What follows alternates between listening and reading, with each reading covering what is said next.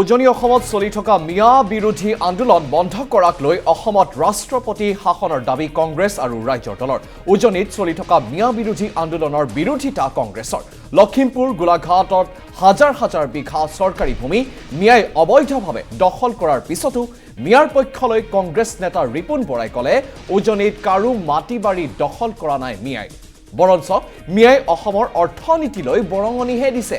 মুখ্যমন্ত্ৰী ডক্টৰ হিমন্ত বিশ্ব শৰ্মাই মিয়া বিৰোধী আন্দোলনৰ বিৰোধিতা নকৰাৰ বাবে মুখ্যমন্ত্ৰীক বৰখাস্ত কৰি অসমত ৰাষ্ট্ৰপতি শাসনৰ দাবী কংগ্ৰেছ আৰু ৰাজ্যৰ দলৰ সভাপতি গৌৰৱ গগৈৰ হৈ সংবাদমেল পাতি এই দাবী ৰিপুন বৰাৰ।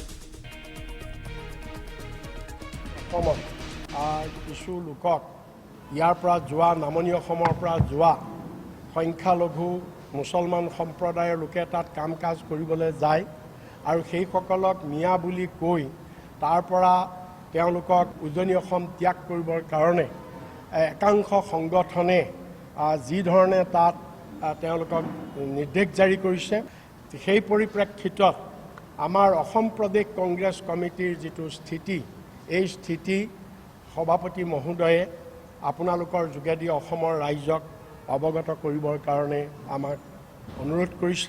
আজি নামনি অসমৰ পৰা মুছলমান ধৰ্মৰ কিছু লোক আজি কামৰ তাৰণাত পেটৰ তাৰণাত তেখেতসকল উজনি অসম গৈছে, বিভিন্ন কাম কৰি আছে, যেনেকৈ এইটো নাথিং ৰং। নামনি অসমৰ মুছলমান সম্প্ৰদায়ৰ কিছু লোকে যদিও তেওঁলোকক আমি মিয়া বুলি কৈছোঁ, কোনোবাই মিয়া বুলি কৈছে, তেওঁ মুছলমান সম্প্ৰদায়ৰ কিছু লোকে তেওঁলোকে কাম কৰি খায়। গতিকে কামৰ তাৰণাত তেওঁলোকে উজনি অসমত গৈ তেওঁলোকে কাম কৰিছে, তেওঁলোকে তাত কোনো স্থায়ীভাৱে থাকিবলৈ যোৱা নাই, কাৰো ঘৰ বাৰী কাঢ়ি লোৱা নাইকিয়া, সংবিধান প্ৰদত্ত অধিকাৰৰ যোগেদি তেওঁলোকে তাত মজুৰি কৰিছে, কাম কৰিছে, উপাৰ্জন কৰিছে, উৎপাদন কৰিছে আৰু দেশৰ GDPত সহায় হৈছে। গতিকে আজি সেইসকলক একাংশ সংগঠনে যে তেওঁলোকক মিয়া বুলি কৈ 48 ঘণ্টাৰ ভিতৰত উজনি অসম ত্যাগ কৰিবৰ কাৰণে যি তেওঁলোকৰ ওপৰত নিৰ্দেশ জাৰি কৰিছে, এইটোৱে গোটেই দেশখনৰ, অকল অসমৰ নহয়, গোটেই দেশখনৰ এটা বাতাবৰণ নষ্ট কৰিছে, সাংবিধানিক অধিকাৰ খৰ্ব কৰিছে। আজি আমি মহামান্য গভৰ্ণৰক আমি অনুৰোধ কৰিছোঁ যে ইয়াত আইন শৃংখলা টোটেলি ব্ৰেকডাউন, ল এণ্ড অৰ্ডাৰ টোটেলি ব্ৰেকডাউন। গতিকে আপুনি এই পৰিপ্ৰেক্ষিতত আপুনি আপোনাৰ সংবিধানে দিয়া অধিকাৰ আপুনি প্ৰয়োগ কৰি অসম চৰকাৰক, অসমৰ মুখ্যমন্ত্ৰী হিমন্ত বিশ্ব শৰ্মাক বৰখাস্ত কৰিবৰ কাৰণে আপুনি ৰাষ্ট্ৰপতিলৈ ৰিকমেণ্ড কৰিব লাগে। আমি তাৰ কাৰণে আজি আমাৰ কংগ্ৰেছ দলে তাৰ কাৰণে আমি দাবী জনাইছোঁ।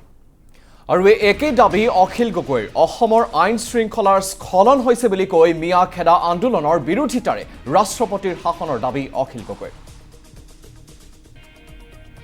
আজিৰ দিনটোত কোনো পধ্যে সকলো ক্ষেত্ৰতে এই চৰকাৰখন তেওঁলোকে গৃহমন্ত্ৰী হিচাপে, মুখ্যমন্ত্ৰী হিচাপে সম্পূৰ্ণৰূপে ব্যৰ্থ হৈছে অসমৰ আইন শৃংখলা ৰক্ষা কৰাত। আৰু সেইকাৰণে মই দাবী উত্থাপন কৰিব খোজোঁ ৰাইজৰ দলৰ সভাপতি হিচাপে যে অসম চৰকাৰখনক সম্পূৰ্ণৰূপে কেন্দ্ৰীয় চৰকাৰে ভাঙি দিব লাগে আৰু অসমত ৰাষ্ট্ৰপতি শাসন প্ৰৱৰ্তন কৰিব লাগে। হিমন্ত বিশ্ব শৰ্মা চৰকাৰখনক বৰখাস্ত কৰিব লাগে। হিমন্ত বিশ্ব শৰ্মাৰ চৰকাৰখনক ভাঙি ৰাষ্ট্ৰপতি শাসন প্ৰৱৰ্তন কৰিব লাগে। এইটো হ'ল এই সময়ত আমাৰ ৰাইজৰ দলৰ এটা প্ৰধান দাবী।